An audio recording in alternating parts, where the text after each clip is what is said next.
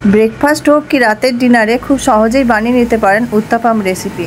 তো রেসিপিটা বানানোর জন্য আমি সবার প্রথমে 2 কাপ চাল আর 2 কাপ ডাল ভিজিয়ে রেখেছিলাম আগের দিন, দিয়ে রাত্রে বেটে রেডি করে রাখি। পরের দিন সকালে তার মধ্যে শুকনো লঙ্কা, সর্ষে, কারি পাতা দিয়ে একটা ফোড়ন দিয়ে নুন মিক্স করে ভালো করে মিক্স করে নিয়ে ব্যাটারটা রেডি করি।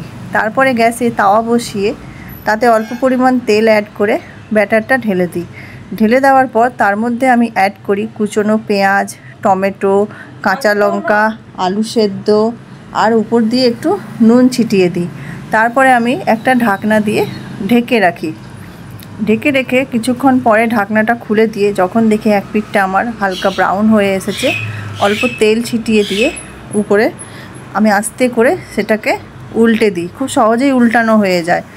দিয়ে উল্টে দেওয়ার পরে আমি ওই পিঠটা খুব ভালো করে নিয়ে রেডি করে নিই আমার উত্তাপাম।